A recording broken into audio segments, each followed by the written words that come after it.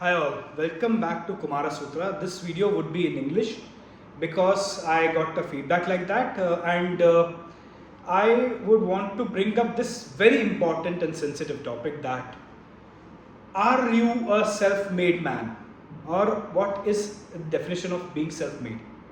So in 2026 and beyond, I want to give up a very clarity giving statement that no man on the earth is a self-made man.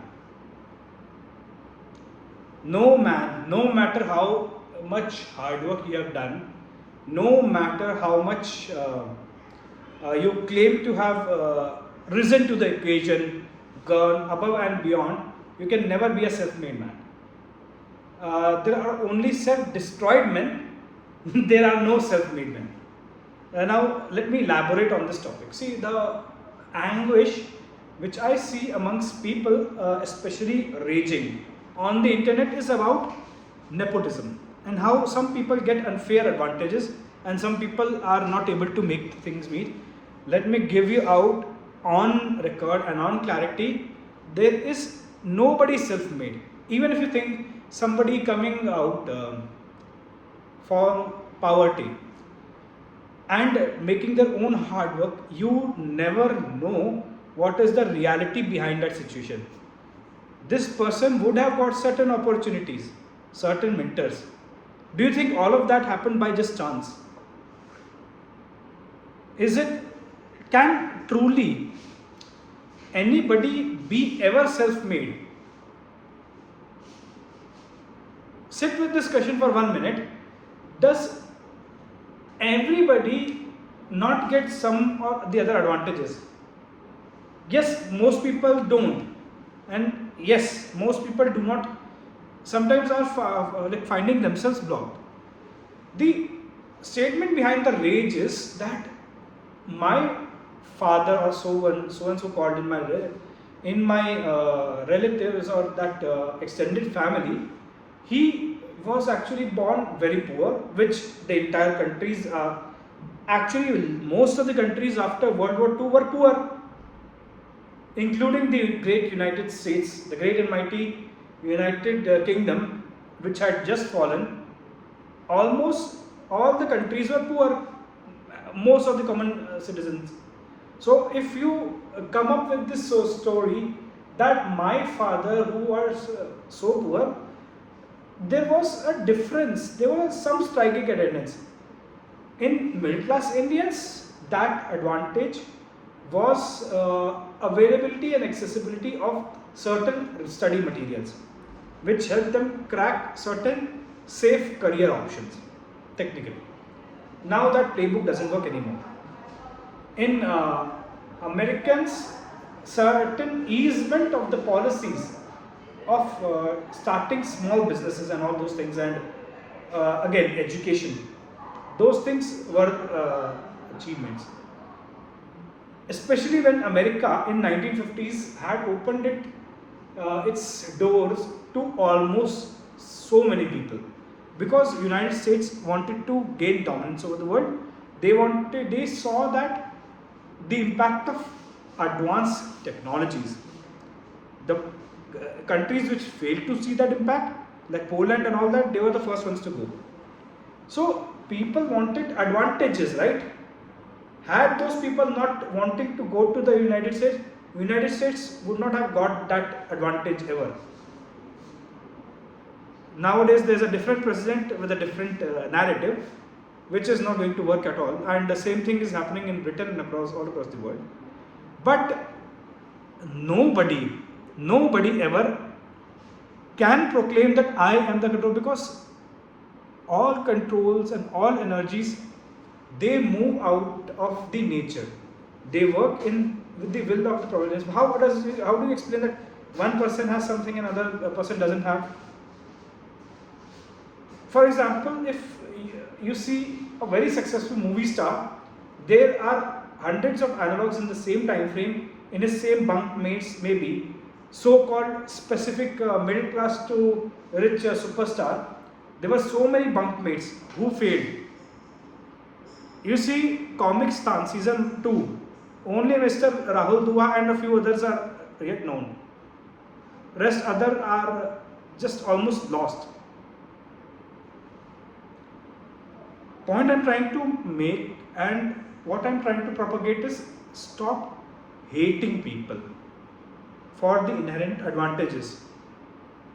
There's nothing so bad around that, and try to start finding grace where you can. When I found this very interesting observation, now most of these observations are coming from my practice of spirituality and meditations, which is why I propagate them. I do teach meditations, I do teach deep and higher order clarities and thinking. And since this channel is all about holistic, all around sutras for life, that includes careers, relationships, businesses, everything. So we need to come. So I was observing and saying that any kind of irresponsible actions, or let's say trying to avoid responsibility, takes away your power. That is for sure. But any kind of responsibility, taking up the responsibility. See, people today nowadays are so afraid of taking responsibility. Nobody wants to marry. Nobody wants to have children or the responsibility side. There's another economic aspect about it. But people are trying to avoid responsibility as much as possible. The avoidance of responsibility takes away your personal power. And I was reflecting on this thing, whether the inverse is true or not. To a certain extent it is. But when I ask my masters or my teachers and my guides, they said, when you take up responsibility, you get grace. That's what their exact words. Another example, if you are trying to take up an undertaking of Ekadashi fast. Recently there was this whole mega festival of Nirjala Ekadashi. I have tried so many times to fast without water, and somehow on the day of Nirjala Ekadashi, the power comes in that day only. That energy somehow flows that you can take up the waterless fasting. That doesn't mean you eat food or anything else or tea, coffee or something. But the power comes within the day. That energy is still flowing.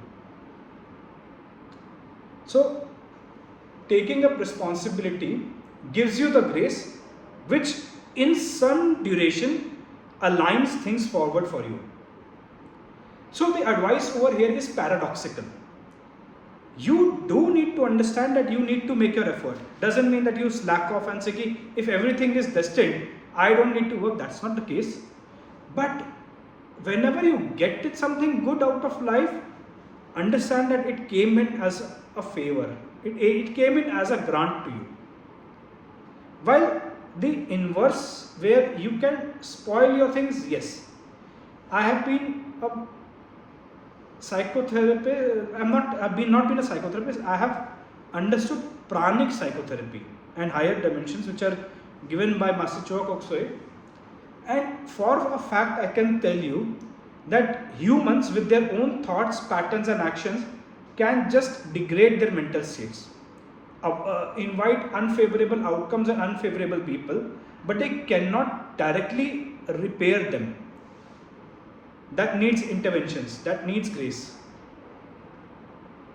My point is that anything good that you technically cannot do anything which is beneficial or good in your life.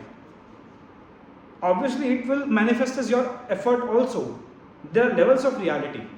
Your effort is at the lower level, yes. There's an intelligence level also. Then there's a grace level, the karmic sukriti. I have talked about it in my video about tithing. But we need to understand that our achievements are granted. So the advice over here is paradoxical. You make the effort, but understand the results of those efforts, especially the positive ones, are not yours to totally to be claimed. And it's generally helpful to become responsible and humble. Not as a matter of ethics. I'm not talking about as a ethical judge of character. I'm just saying it is practical. You avoid a lot of issues that come up with pride. And yes, pride and ego are very different things, not same. Just discussed in my last video. How did you find this video? If you liked it, please like it. If you don't like it, do comment around that. And if you want to share it across some anybody, you can always share this video. Do subscribe to the channel and stay connected.